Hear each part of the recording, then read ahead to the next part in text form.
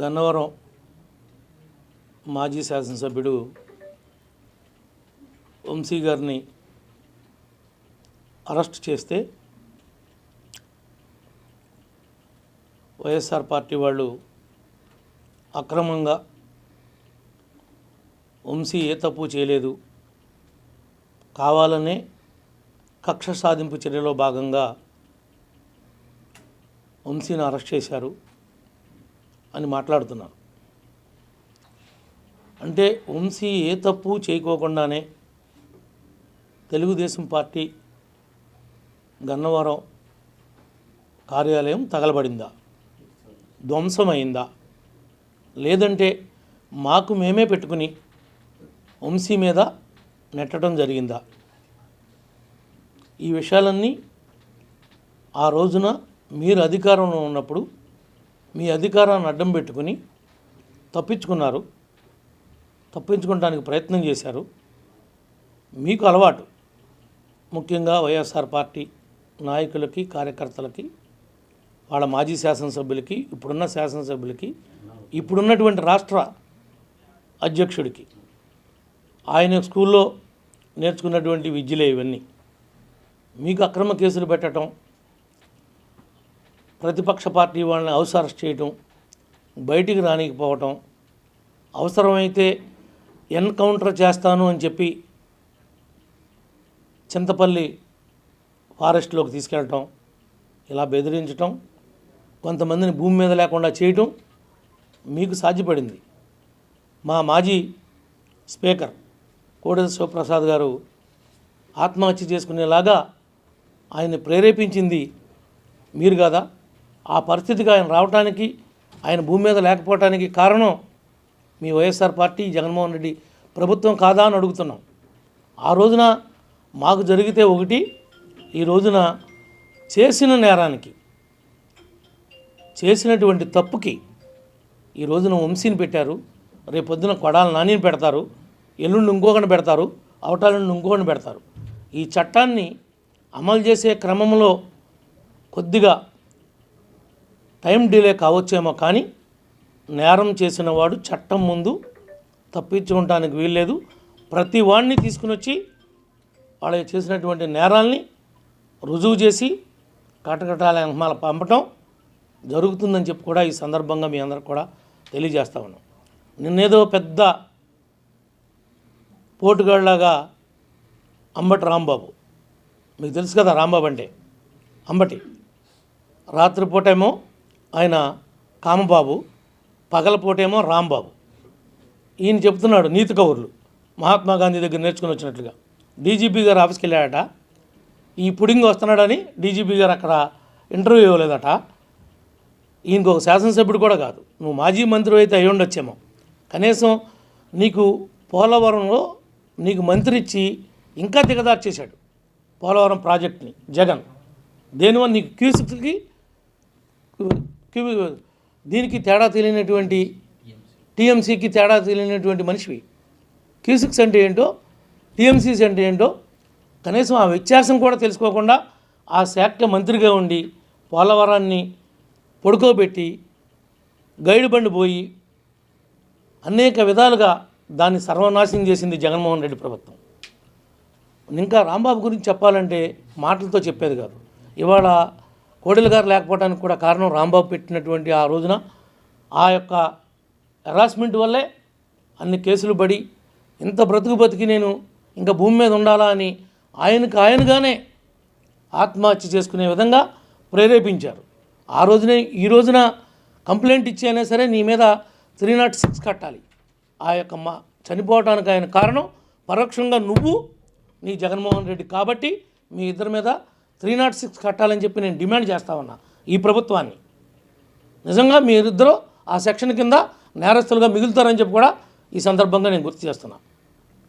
ఇవాళ ఏదో ఈయన వచ్చాడట, డీజీపీ గారికట తెలియాలట, మా మాజీ మంత్రులు, అప్పుడున్నటువంటి శాసనసభ్యులు స్వయంగా డీజీపీ గారిని కలవటానికి వెళ్తేనే మీ ప్రభుత్వంలో అపాయింట్మెంట్ ఇవ్వకోకుండా, గేట్లలోంచి రాకోకుండా వెనక్కి తిప్పి పంపిన సంఘటనలు అనేకం.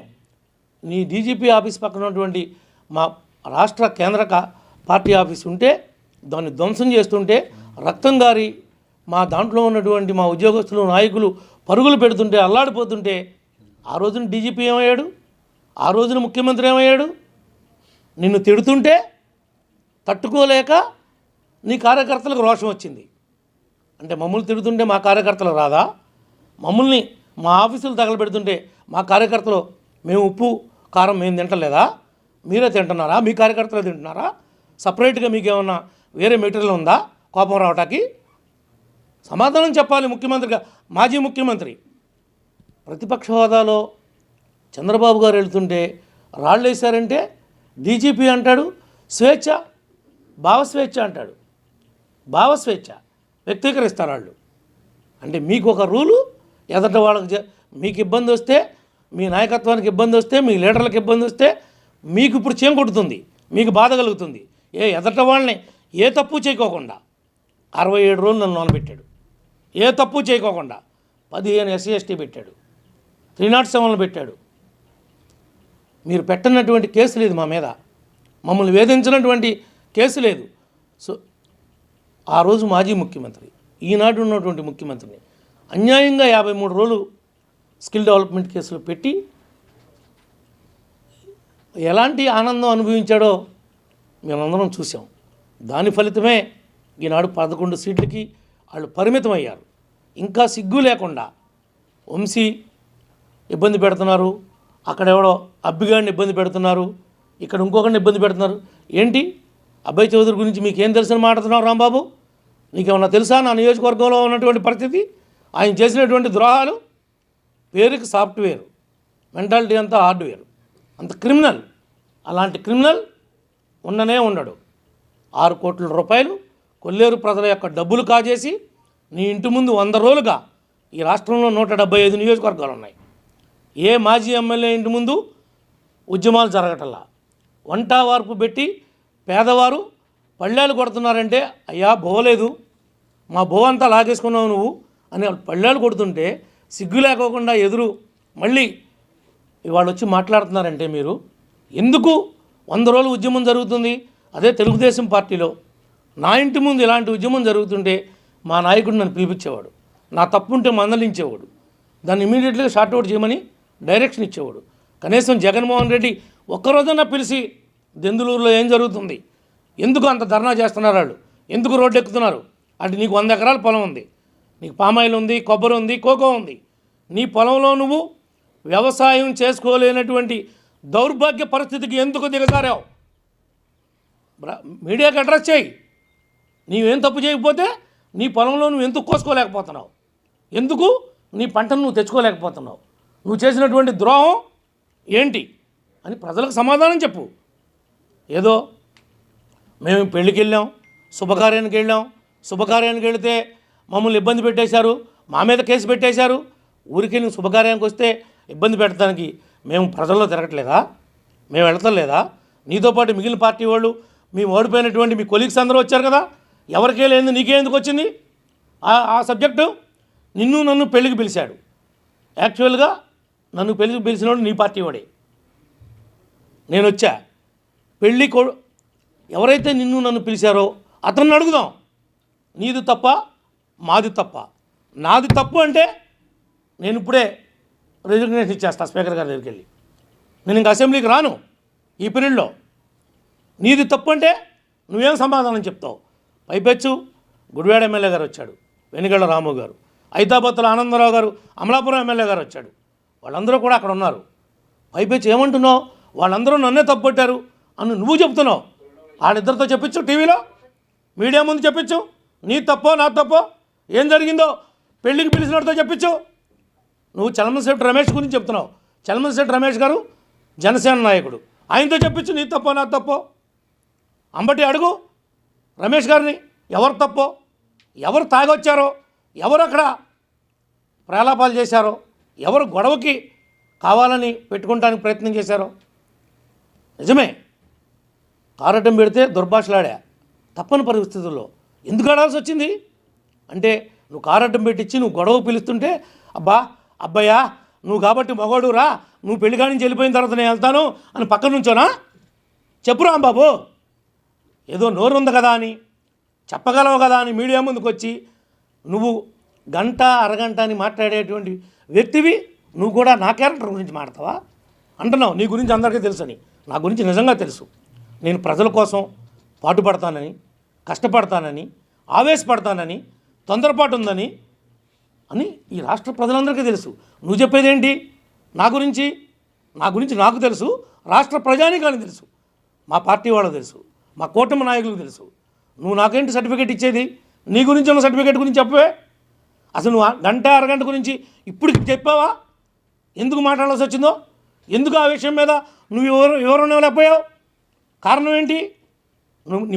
నీ మాటలు కావా అవి? నువ్వు మాట్లాడి కావా? ఏ సుఖాన్ని నువ్వు దొరకలేదా నీకు మాట్లాడడానికి? మా గురించే మాట్లాడుతున్నావు. డీజీపీ గారు మీరు ఇవ్వకపోతే అంటి చేల్తానంటున్నావు. ఆ రోజు నువ్వెందుకు తెలుగుదేశం వాళ్ళు వస్తే రిప్రజెంటేషన్ తీసుకొని ఆపావు? నువ్వు నేర్పిన సంస్కృతే కదా ఇది. నేను చెప్పేది ఏంటంటే మీడియా ద్వారా ఈ రోజున వంశీ కావచ్చు, రేపటి రోజు వంతు నానికి రావచ్చు, లేదంటే ఇంకొక ఎల్లయ్యకి రావచ్చు, పుల్లయ్యకి రావచ్చు. 4 రోజులు చట్టాన్ని అమలుపరచటంలో కూటమి వెనక్కుంటే ఉండొచ్చేమో నేను కూడా అంగీకరిస్తున్నా. తొందరపడి దుందుడుకుగా ఏ రకమైనటువంటి చర్యలు చేపట్టడానికి వీల్లేదని ముఖ్యమంత్రి గారు, ఉప ముఖ్యమంత్రి గారు, కేబినెట్ యొక్క వాళ్ళ సహచరులు నిర్ణయాన్ని ఈ ప్రభుత్వం అమలు చేస్తుంది. ఈ ప్రభుత్వం అంటే డీజీపీ గారు కావచ్చు, సిఎస్ గారు కావచ్చు. అంతే తప్ప ఎవ్వడు కూడా తప్పు చేసిన వాడు చట్టం నుంచి తప్పించుకునేటువంటి అవకాశం అనేది ఉండదు అని చెప్పి కూడా ఈ సందర్భంగా మీ అందరికి కూడా మరొక్కసారి తెలియజేస్తా ఉన్నాం. ఈ విషయాలన్నింటినీ కూడా దెందులూరు నియోజకవర్గంలో కావచ్చు, గన్నవరం కావచ్చు, గుడివాడ కావచ్చు, లేదంటే బందర్ కావచ్చు, చాలామంది ఫీల్ అవుతున్నారు. పేరు నారినేంటి ఆ విధంగా వదిలిపెట్టారు, అంత కుంభకోణం చేస్తే ఈ ప్రభుత్వం ఏం చేస్తుంది అని అడుగుతున్నారు. చాలామంది జన సైనికులు, తెలుగుదేశం వారు కూడా ఫీల్ అవుతున్నారు. వీళ్ళు చేసినటువంటి ద్రోహాలు, వీళ్ళు చేసినటువంటి దోపిడీలు కాకినాడ దగ్గర నుండి ఒక్కొక్కరితో చరిత్ర ఉంది. మనిషిని చెప్పి మీరు డోర్ డెలివరీ ఇస్తేనే దిక్కు దివాణం లేదు. ఇది ఈ ప్రభుత్వం అన్నా మీరు మాట్లాడేది? ఈ గవర్నమెంట్నా మీరు ఏలెత్తి చూపేదని అడుగుతున్నాం. మీ తప్పు లేకుండా ఈనాటికి నా నియోజకవర్గంలో ఒక్క కేసు అంటే ఒక్క కేసు అక్రమంగా పెట్టల, ఒక్కడిని జైలుకి పంపలా వైఎస్ఆర్ పార్టీ నాయకులను కానీ కార్యకర్తలు కానీ. అది కారణం ఈ కూటమి యొక్క క్రమశిక్షణ, ఈ కూటమి యొక్క నిర్ణయం. ఈ రోజున అబ్బాయి చౌదరి మీద కేసు ఎందుకు కట్టాల్సి వచ్చింది? నువ్వు నీ మనుషులు పేటరేగిపోయారు. నాతో గొడవపడి నన్ను ఒక నేరస్తుడిగా, ఒక క్రిమినల్గా చిత్రీకరించడం కోసం మీరు ఒక స్కెచ్ చేశారు. ఆ స్కెచ్లో మీరే పడ్డారు. నన్ను ఇరికిద్దామని చూశారు, మీరు ఇరుక్కున్నారు. మీరు 25 మందితో వచ్చారు, నేను 3 వచ్చా. నా గన్మెన్, నా డ్రైవర్, నా 2 డ్రైవర్లు, ఒక వాటర్ బాటిల్ ఇచ్చేవాడు, ఒక ఫోటోలు తీసేవాడు. ఇంత మట్టుకే నా 2 కార్లలో ఉంది. మిగిలిన వాళ్ళందరూ ఫంక్షన్ల వల్ల ఎటు స్కాటెడ్కి విడిపోయాం. నువ్వు వచ్చింది 25 మందితో వచ్చావు. 25 మందితో వచ్చావు గొడవ పెట్టుకోవడానికి. కావాలని వచ్చావు, ఉద్దేశపూర్వకంగా వచ్చావు. నువ్వు కొల్లేరు తాలూకా ఉన్నటువంటి 6 కోట్లు ఎగ్గకొట్టడంలో ఇది ఒక ప్లాన్. అది ఆ స్కెచ్లోనే నువ్వు ప్రయాణం చేసావు కాబట్టి ఈరోజు నీ మీద కేసు కట్టాల్సి వచ్చింది. అంతే తప్ప నువ్వేంటి, నువ్వు ఒక మాజీ ఎమ్మెల్యేవి. ఎవడు నువ్వు వెళ్తే నీ కారు అక్కడ ఉంటే ఎవడు వెళ్తాకి వెళ్ళేదా? పెళ్ళిళ్ళకి ఎవడు పెళ్ళిళ్ళకి వస్తాకి వెళ్ళేదా? వచ్చావు, దిగావు, నీ కారు ఎక్కడ ఉండాలి? పార్కింగ్లో ఉండాలి. ఎవడు వస్తే నువ్వు ముందు వస్తే నీ కారు వస్తుంది, నేను ముందు వస్తే నా కారు వస్తుంది. నేను వస్తున్నాను నా డ్రైవర్ పెడితే కావాలని ఆ విజువల్స్ చూపిస్తా, మీకు ఇస్తా. మీ మీడియా వాళ్ళు అందరి దగ్గర లేవు. నా కారుకి కెమెరా ఉంది. నా కారు పెట్టిన తర్వాత వాళ్ళ డ్రైవర్ ఏ విధంగా తీసుకొచ్చి కారు పెట్టాడు. ఎవడైతే కళ్యాణ మండపంలో ఉన్నటువంటి సెక్యూరిటీ వాడు 3 సార్లు చెప్పాడు, వాళ్ళు వచ్చేస్తున్నారు, వాళ్ళ కార్లు వచ్చినాయి, కొద్దిగా పక్క పెట్టని. వస్తే రానిమని చెప్పి అంటే వస్తే రానివ్వమంటే అది గౌరవం అదా ఇచ్చేది? చదువుకున్నటువంటి సంస్కారం అదా? బూతులు తిట్టావు అనిపోతే గొప్ప పని చేసావు అబ్బాయా, నువ్వు కాబట్టి పెట్టావు అబ్బాయా కార్లు అడ్డం, శబాష్ నువ్వు వెళ్ళాకే వెళ్తావు అబ్బాయా అని అనమంటావా? ఏంటి మీ ఉద్దేశం? రాంబాబు సమాధానం చెప్పు. రమ్మంటావా? నీ దగ్గరికి, నీ ఇంటికి రమ్మంటావా? నీ ఆఫీసుకి రమ్మంటావా? వచ్చి చెప్తా. నా తప్పు అంటే చెప్పు, అంతే తప్ప నీకు నోరుంది కదా అని ఆంబోతులాగా అరవమాక, రంకిలేయమాక. నువ్వు ఆంబోతు అని తెలుసు, రంకిలేస్తావని తెలుసు. నీ రంకిలన్నీ మొన్న ప్రజాక్షేత్రంలో నీ కూరలు తీశారు, నీ పేకలు తీశారు. పేకలంటే పొడిసే కొమ్ములు ఉంటాయి, ఆంబోతు కొమ్ములు ఉంటాయి కదా, అవన్నీ కూడా ఎరగదీశారు. ఇంకెందుకు రంకిలు వేస్తున్నావు? ఎవడి మీద వేస్తావు రంకిలు? నువ్వు వేసావు, నీ జగన్ వేశాడు. వై నాట్ 175 అన్నాడు. ఏమైంది? మీ రంకిలన్నీ ఏమైపోయినాయి? ప్రజలు ఏం చేయాలో మీకు ఎక్కడ కాల్చి వాతలు పెట్టాలో అక్కడ పెట్టారు. అంటే ఆ వాతలు చూపించుకుంటానికి కూడా లేనటువంటి రహస్య ప్రదేశంలో పెట్టారు. ఆ వాతలు నాకు ఇక్కడ పెట్టారని చెప్పుకోవడానికి కూడా లేదు, అలాంటి వాతలు పెట్టారు. ఇంకా సిగ్గు లేకుండా మాట్లాడుతున్నారు ఏంటి? ఇంకెందుకు మాట్లాడుతున్నారు? ఇంక మీకు సిగ్గు అనిపించట్లేదా? అటు అంటాడు అబ్బయ్య, అభివృద్ధి లేదు, సంక్షేమం లేదు దెందులూరులో అంటాడు. 4000 పెన్షన్ నీ అబ్బ సొత్తమ్మా? ఆ ఇచ్చింది నీ అబ్బ సొత్తా లేకపోతే నీ జగన్ అబ్బ సొత్తా? అది సంక్షేమం అనరా? దాని సంక్షేమం లెక్కలోకి రాదా అది? ఈ రోజున ఒక్క రోడ్డు కూడా చంద్రబాబు గారి నాయకత్వంలో ఈ ప్రభుత్వం వచ్చాక గుంటలు లేని రోడ్డుని నియోజకవర్గంలో మార్చా, 85% బాగు చేశా. నువ్వు వదిలేసినటువంటి ఏలూరు పెరిగేడు రోడ్డు అక్కడికి రావాల్సి వస్తే 18 కోట్లు చంద్రబాబు గారు పాత బకాయి ఇస్తే ఆగా మేఘాద మీద పరిగెట్టిస్తున్నా. ఉగాది నాటికి రోడ్డుని ప్రారంభోత్సవం చేస్తా. బలివే బ్రిడ్జి వదిలిపెట్టి వెళ్తే ఆ రోజు నేనున్నప్పుడు శాంక్షన్ తెచ్చా. ఎట్టకేలకి 5 ఏళ్ళు కట్టగా ఊరినే స్లాబ్లు వేసావు. అక్కడ రేపు శివరాత్రికి ఘాటులు లేవు, నేను వచ్చా కట్టించా, నేను రోడ్డు వేసా. రా రేపు బలివేకి వచ్చి చూడు, నీకు కళ్ళుంటే ఏం అభివృద్ధి జరుగుతుందో గర్వపడు. నియోజకవర్గం ఇంత బాగుపడుతుందని. ఏలూరు రామసింగవరం వయ్యా బాదరాల రోడ్డు 3 కోట్లు ఇచ్చా. మొండూరు మేదనరావుపాలు 3 కోట్లు ఇచ్చా. ఇవన్నీ ఎవడమ్మ మొగసము? ఈ ప్రభుత్వం వచ్చాక ఇచ్చింది. నువ్వు ఏడవలేకపోతే, నువ్వు మీ జగన్ సతికిలు పడితే, రోడ్లన్నీ పాడైపోతే, మేము గుంటలు పోస్తుంటే ఆనాడు పిలుపునిస్తే గుంటలు పొడచమని కార్యకర్తల దగ్గర సందాలు పోగేసి గుంటలు పుడుస్తుంటే రోడ్డు తవ్వావు అని కేసు పెట్టావు నా మీదే. ధర్మాజిగూడెం పిఎస్లో కేసు ఉంది, చింతలపూడిలో కేసు ఉంది నా మీద. నా నియోజకవర్గం కాపోయినా దేనికి పెట్టారు? నేను రోడ్డు తవ్వేస్తున్నానంట. నాకు నా పక్క కాన్స్టిట్యున్సీలోకి వెళ్ళి మాజీ ఎమ్మెల్యే అక్కడ రోడ్డు తవ్వే పనే ఉంటుందండి. అక్కడ ఏమైనా భూమిలో ఏదైనా సంపద ఉందా? గోల్డ్ బిస్కెట్లు ఏమైనా ఉన్నాయా రోడ్ల కింద నేను తవ్వటానికి? మీరు పెట్టినటువంటి కళ్ళుండి పరిపాలించారా, కళ్ళు లేక గతంలో పరిపాలించారా అని అడుగుతున్నా. ఇప్పుడు కూడా కేసు ఉంది, కావాలంటే చూడండి. రోడ్డు తవ్వాలని పెట్టారు. ఎవరు కంప్లైంటు? విఆర్ఓ. చిన్న ఉద్యోగస్తురాలు, నేను ఒక ఆర్ఎన్బి రోడ్ని వేరే నియోజకవర్గం వెళ్ళి తవ్వేస్తున్నానంట. ఆ రోడ్డు తవ్వేస్తే జగన్ ఇంట్లో తవ్వితే బిస్కెట్లు వస్తాయేమో, రోడ్డు తవ్వితే ఏమొస్తాయి బిస్కెట్లు? రోడ్డు కింద ఏమైనా బిస్కెట్లు ఉంటాయో తవ్వుతాకు నేను? ఇలాంటి కేసులు పెట్టి ఇవాళ ఏదో కేసు పెట్టారంట, కేసు కట్టారంట, లబలబలబలాడుతున్నారంటమ్మా. లబలబలాడతాం చేసిన తప్పుకి, చేసిన ఘోరాలకి. ఇంట్లో ఉన్నటువంటి ఆడపిల్లల్ని రోడ్డు మీద మాట్లాడినందుకు మీ కేసే పెట్టారంటున్నావు. చట్టం ఒప్పుకోదు, డెమోక్రసీ సిస్టంలో ఉన్నాం కాబట్టి. కానీ వంశీగారి నాలికి ఎదరగ లాగి కోసేయాలి, ఇట్లా నాలుగిట్ట లాగి అక్కడ కోసేయాలి. అప్పుడు కానీ పనిష్మెంట్ సరిపోదు. ఒక్క కేసే అంటారేంటి? ఎలాంటి మాటలు మాట్లాడారు, ఎలాంటి అవహేళన చేశారు, ఎలా వికటంగా నవ్వుకున్నారు? ఆ అసెంబ్లీలో విజువల్స్ చూపించండి అయ్యా. ఎలా నవ్వుకున్నాడు జగను?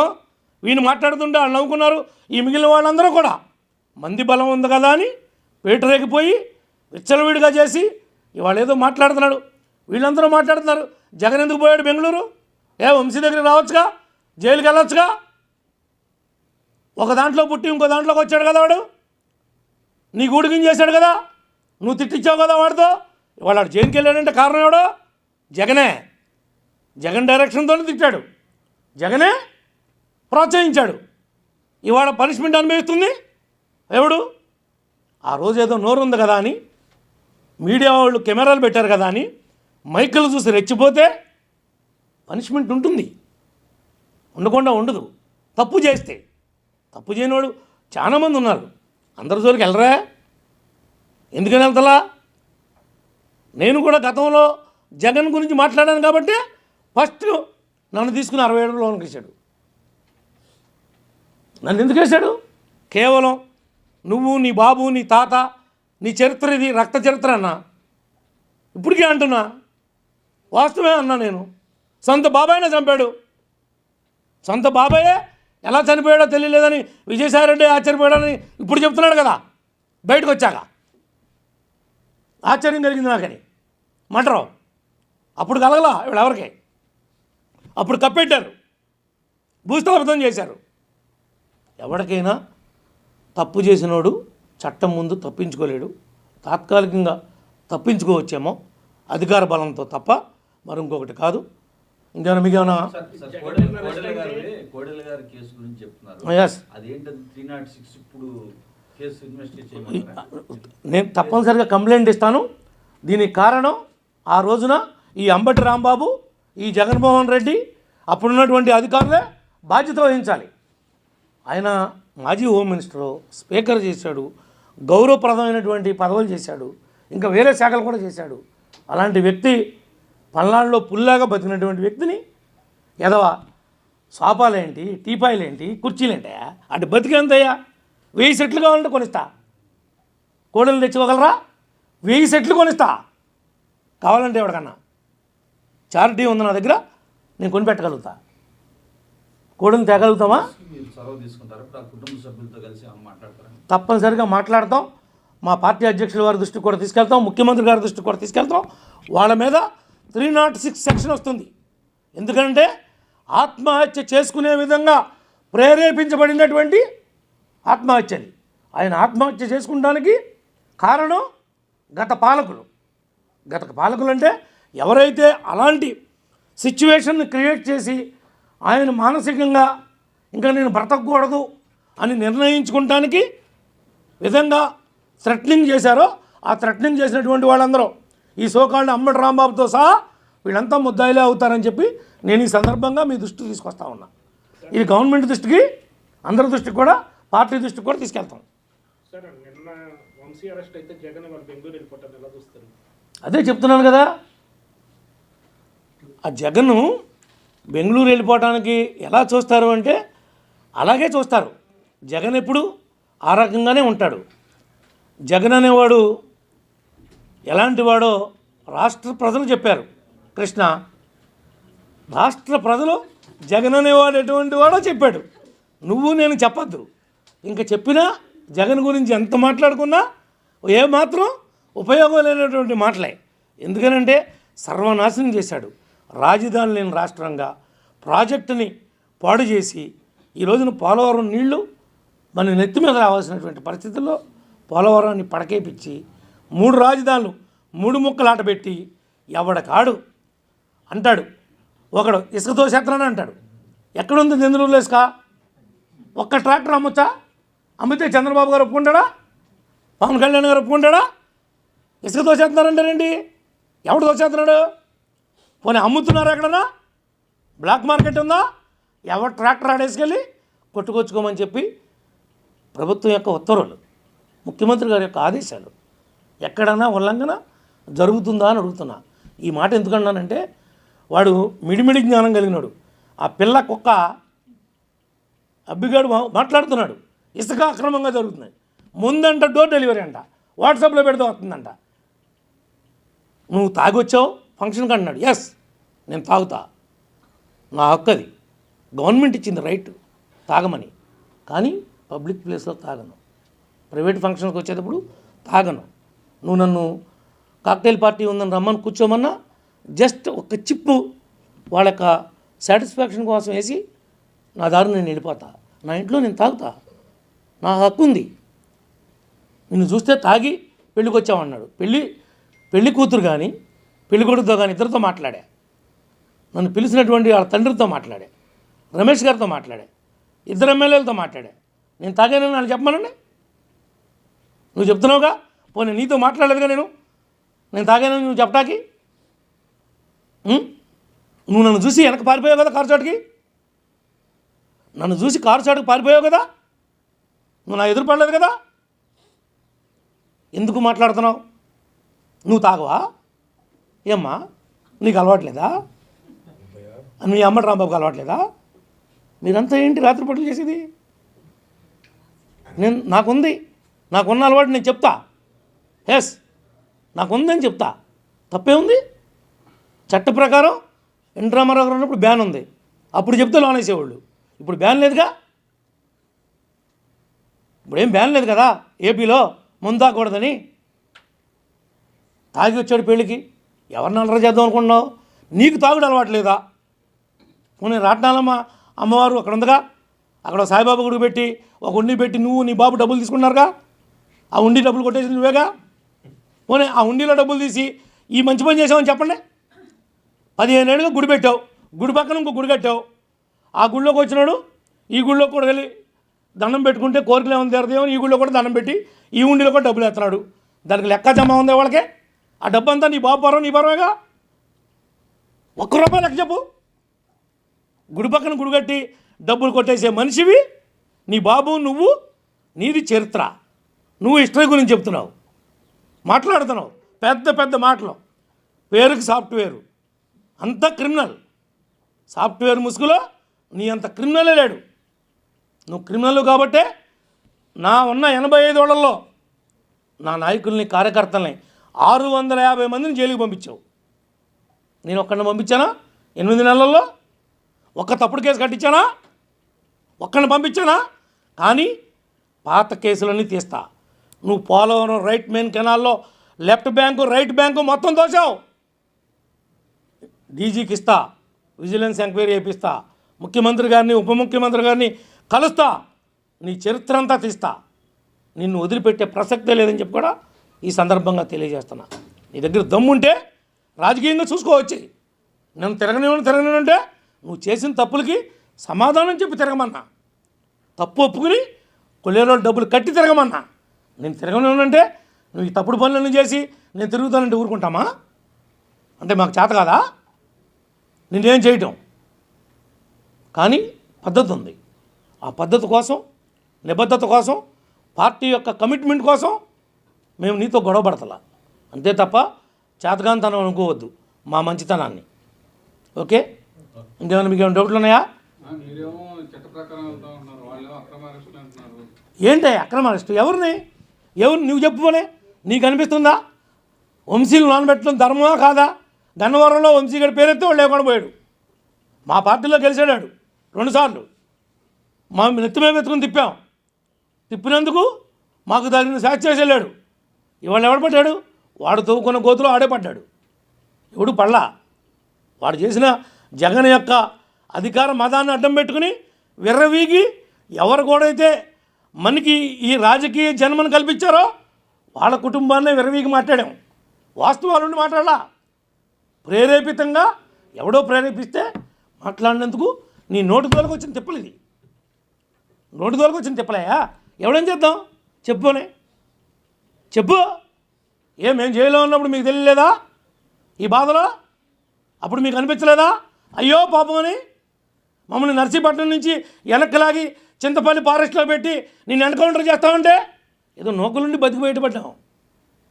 ఈ జగన్ లాంటి దుర్మార్గమైనటువంటి ముఖ్యమంత్రి రాష్ట్రానికి మొత్తం మన కర్మ అనుకున్నాం. ఎన్ని నిద్రలేని రాత్రులు గడిపామో, ఎన్ని. ఈసారి రాకపోతే ఈ ఆస్తులన్నీ రూపాయికో పావులకో బేడాకో అమ్మి తట్టాపుట్ట చదువుకుని పోదాంరా మనకెందుకు అనే పరిస్థితి వచ్చింది. నాలాంటివాడికే అలాంటి పరిస్థితి వచ్చింది. తప్పనిసరి పరిస్థితుల్లో ప్రజలు అర్థం చేసుకున్నారు కాబట్టి ఈనాడు ఈ కూటమి ఏర్పడింది. ఇదంతా ప్రజా విజయం. ఇంకేమైనా చెప్తావా?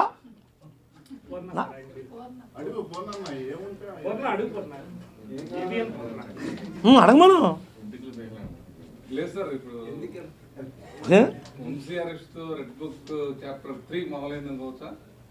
అది రెడ్ బుక్కా, బ్లూ బుక్కా, గ్రీన్ బుక్కా, ఎల్లో బుక్కా అని మాట్లాడొద్దమ్మా.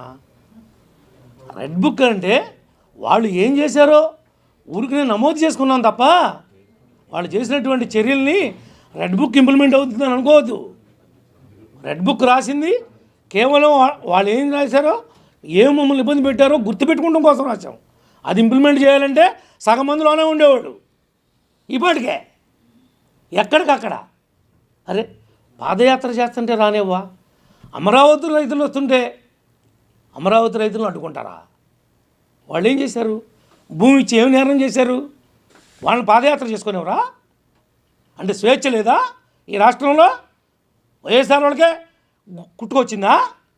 ఎక్కడికక్కడ ఫ్లెక్స్లు కట్టడం, వాళ్ళు రాకోకుండా అడ్డుకుంటాం, దాడులు చేయటం, ఎక్కడ ఉందా సంస్కారం?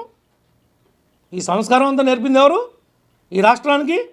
జగన్మోహన్ రెడ్డి అన్న కంపెనీయా కాదా ఇలాంటి సంస్కారం? డీజీపీ కలవలేదంటే ఎందుకు కలుస్తాడా డీజీపీ? ఏంటి నువ్వేమన్నా పుడింగివా? నువ్వు ఓడిపోయిన మాజీ ఎమ్మెల్యేవి ఏమంటా? ఓడగొట్టిన నాగలదుంప. నాగలదుంప అంటే ఇప్పుడు విన్నారా మీరు? నాగలంటే ఇట్లా దుంపుండి దాన్ని చెక్కి పాత రోజులు అంటే ఇప్పుడు కూడా పైపాటి చేసేటప్పుడు ఉంటాయి, ఇనుప నాగలు వచ్చేసినాయి, టెక్నాలజీ మారిపోయింది కదా. ఆ దుంపనే ఆ మేడ్ అంటారు, ఆ మేడికి దిగేస్తారనమాట. ఆ మేడి నుంచి దీన్ని ఓడగొట్టిన తర్వాత ఇది ఇక్కడే ఉంటుంది, కొత్త కొత్త కొత్త దుంపతో కొడితే ఇంక దీన్ని ఎవడు పట్టించుకుంటాడు? ఆ బాపతే అమ్మటి బాపతే ఏంటంటే అదే బాపతే ఓడగొట్టిన నాగల దుంప. నిన్ను ఎవడు లెక్క చేస్తాడు? ఆ టీవీల ముందు బావు బావు బావు అన్నప్పుడు ఏం ఉపయోగం? ప్రజలు నిన్ను గౌరవించినప్పుడు, నీకు ప్రజాక్షేత్రంలో ప్రజలు నీ గౌరవాన్ని తీసినప్పుడు నువ్వు ఎన్ని మాట్లాడినా ఉపయోగం ఏంటి రా బాబు అని అడుగుతున్నా. నువ్వు సుఖానంతోనో పొగానంతోనో ఏదో మాట్లాడుకోవాలి, ఇవన్నీ ఇప్పుడు ఎందుకు? నీకు ఇంకా నీకు ఫ్రీ టైం ఇది, ఎంజాయ్ అంతే తప్ప మా గురించి మాట్లాడతావా? నీ గురించి అందరికీ తెలుసు అంటావా? ఏంటి నా గురించి తెలుసు చెప్పు, చెప్పు ఉంటే బయటట్టు. నాదంతా తెరిచిన పుస్తకం, నేనేం దాచుకోను. మీరు ఇప్పుడు ఏమైనా అడిగితే కూడా చెప్తా, ఇంకా కావాలంటే. మీకు తెలియని ఇన్ఫర్మేషను మీరు అడగలేని ఉంటే కూడా అడగండి, వాటికి కూడా ఆన్సర్ చేస్తా. నేనేం భయపడినా. సార్ మీరు చెప్పే వ్యక్తి పగలు మాట్లాడతాడా, రాత్రి మాట్లాడతాడా, ఎంతసేపు మాట్లాడతాడా? అవన్నీ ఆయన అడగాలి. అది కావాలంటే ఆయన సెల్ ఫోన్ తీసుకోవాలి, ఆయనతో మాట్లాడుకోవాలి, ఆయన అడగాలి తప్ప రాంబాబు గురించి నేను చెప్పాను తప్ప. నేను రాంబాబు నా ఫ్రెండ్ అని చెప్పలేదు కదా. ఆయన పగలు మాట్లాడతాడా రాంబాబు, రాత్రి మాట్లాడతాడా, ఏ టైంలో మాట్లాడతాడు, ఎంతసేపు మాట్లాడతాడు, ఏ ఏ వ్యక్తులతో మాట్లాడతాడు, ఇదేంటండి? ఆయన పర్సనల్ ఇన్ఫర్మేషన్ నన్ను అడుగుతారు, నాకు ఎలా తెలుస్తుంది? మీరు ఆయన్నే అడగండి ఆ మాట. మీకు ఎంతమంది ఫ్రెండ్స్ ఉన్నారు రాంబాబు గారు, ఎవరెవరికి ఏ టైం ఎప్పుడు ఇచ్చారు, అయినా ఆయనతో డిస్కస్ చేయండి.